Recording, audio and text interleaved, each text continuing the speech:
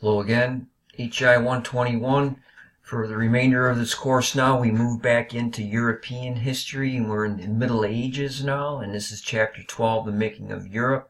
When did these new civilizations emerge, and what was the significance of Charlemagne's coronation?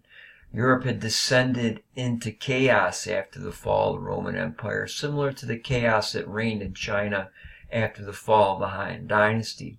And as you see from this map, there were new Germanic kingdoms that had emerged by 500 Common Era. The Angles, the Saxons, and the Jutes, and the Britons were some of these dominant Germanic tribes and cultures that swept down and had destroyed the Roman Empire and took control of Western Europe. And through intermarriage between these different groups over time, eventually the kingdom of the Franks became the strongest one, and Clovis, who was a member of the Merovingian dynasty, forged together this kingdom around 500. He converted to Christianity to gain the support of the Roman Catholic Church, and after his death, it was divided between his sons.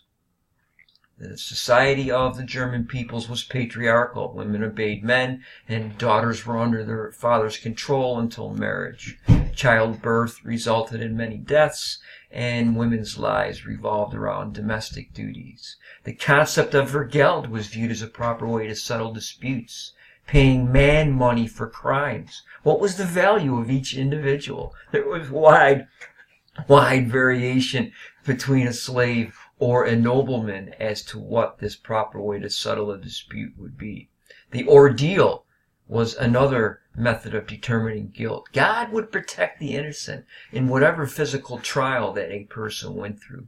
And most of these page numbers here are from the old textbook, the 6th edition, so don't pay attention to them. The Christian church is dominant in Europe by 400. And the church government consisted of a diocese who controlled each city under a bishop, and the dioceses were controlled by an archbishop. The cities of Rome, Jerusalem, Alexandria, and Antioch, which is in what is today Syria, held positions of special power. Peter was considered the chief apostle of Jesus. Since he gave Peter keys to the city of Rome, Peter became the first bishop of Rome. And his later successors became known as popes, Latin for papa, the fathers of papal control of the Christian church. And the monastic movement will help to spread the faith and try to convert pagans or non-believers. A monk, one who lives alone, pursued a life of total dedication to God. Monasticism also included women. It was established by St. Benedict. Benedictine life was communal. They ate, worked, slept, and worshiped together. They controlled the lands of the monastery. They were very isolated and self-sustaining. They took a vow of poverty. They are not concerned about worldly or material pursuits. The abbot was the father of the monastery. Benedictine monasteries were dictatorial and not egalitarian institutions. They were not concerned with equality whatsoever at this time period in history. Women could not be monks, but they could dedicate themselves to God as nuns. The abbesses were the head of the monasteries for nuns.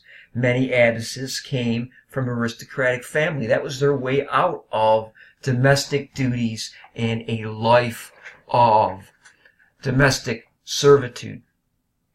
And many of these nuns became very, very intelligent and educated people who helped spread the Christian faith. Medieval Christian monasteries became centers of learning, and they passed down the legacy of the ancient world.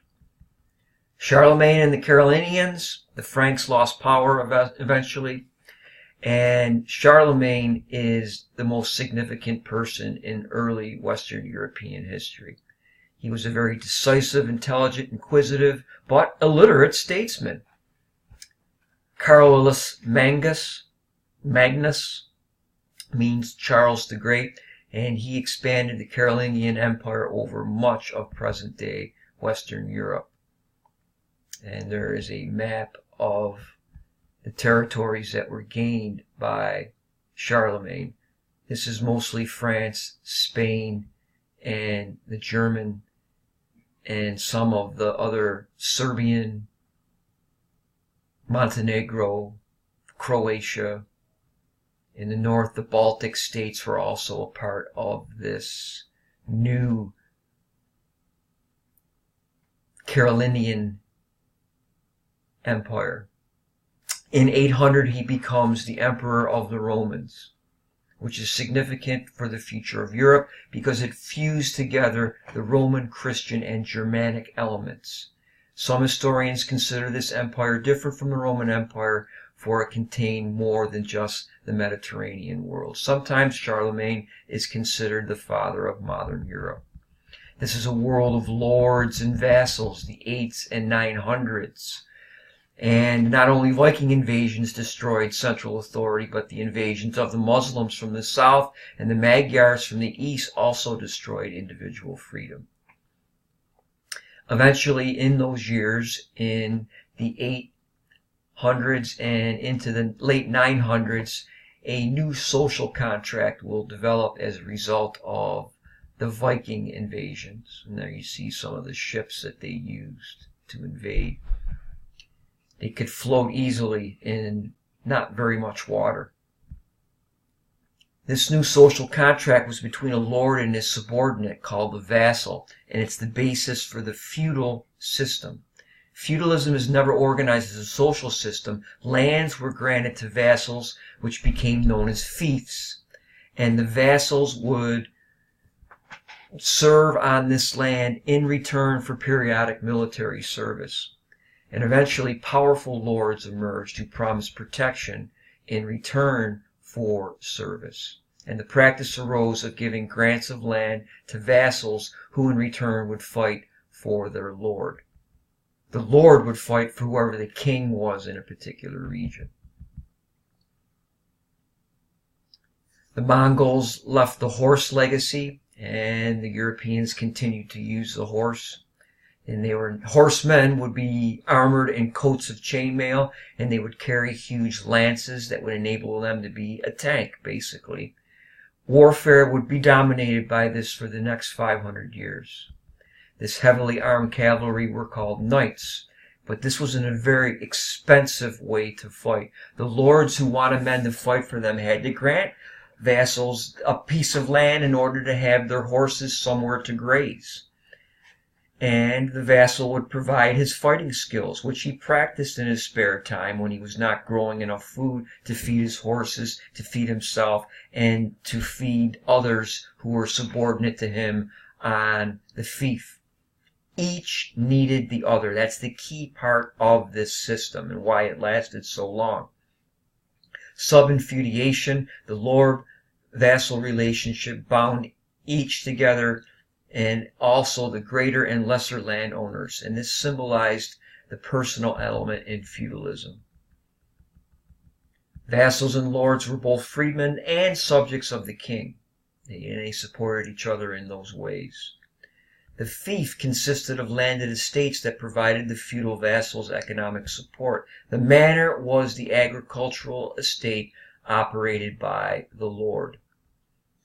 And at the bottom of this were the serfs, who were bound to the land and had to provide labor services, pay rent, and be subject to the lord's jurisdiction. These left-handed stripe areas would be the lord's demesnes.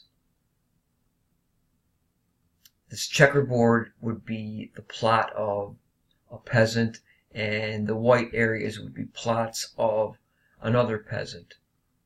And they practiced the field rotation system as we saw used in China and other parts of Asia. 1/3 of these fields would be fallow at any time.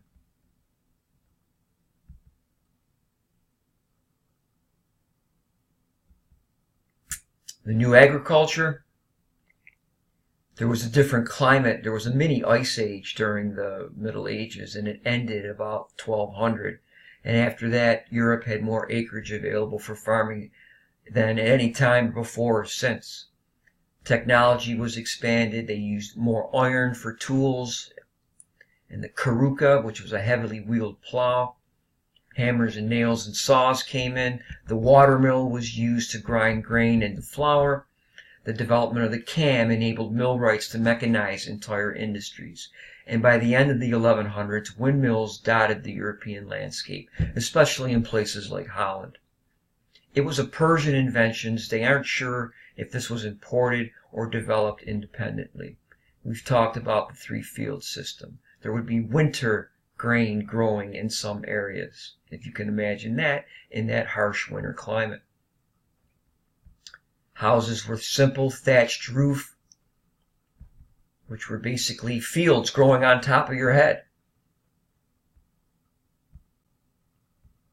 The diet was bread, it was baked in community ovens, and it was highly nutritious because it was of multiple grains. And it's supplemented with annual vegetables that were only available part-time, not all year round. And these were the people who held real economic and social power. The kings, the dukes, the counts, the barons, the viscounts. They were the aristocracy. And the aristocracy developed a code of conduct under the influence of the church. Chivalry is the European ideal. It's similar to Bushido in Japan. Aid the defenseless, women and children, defend the faith. Heathens should be plundered, such as southern Spain, who were under the influence of the Islamic empires until about 1400. Aristocratic women were controlled by men because the lords were often away, so the women could manage these estates, and they had a great deal of responsibility for maintaining the manor. Trade revived in the 900s and even more so by the 13th century. In the 1100s, periodic fairs were held. Flanders in northern Europe was the equivalent of Venice in the Mediterranean. It was a city known for high-quality woolen cloth. At these fairs, merchants would engage in trade, and eventually gold and silver came to be in demand, and a money economy emerges. Banking developed, and eventually this will lead to the rise of commercial capitalism, an economic system in which people invest in trade in goods in order to make a profit. Italian merchants will establish trading posts in the Middle East and on the Black Sea. They will acquire the goods of the East that used to be available on that Silk Road.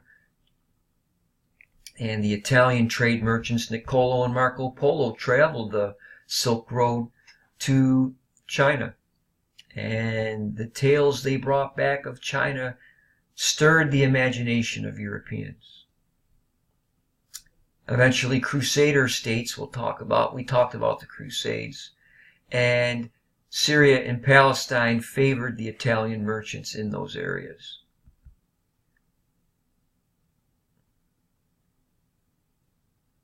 The old Roman cities began to revive with the revival of trade, and new populations grew. They were located at strategic locations. As individuals became engaged in a new social contract, merchants too looked for protection. They would set up shop in the lord's castle. And boroughs or burgs, or the burg, meant a fortress or walled enclosure. Merchants came to be called burghers, or the bourgeois who sold these goods. And associations called communes were formed to demand a unique laws to meet their needs. Because the kings and lords could make money from the bourgeois, they usually granted them an exemption from military service, guaranteed their freedom, or the right to sell their property. And I will end this portion right here.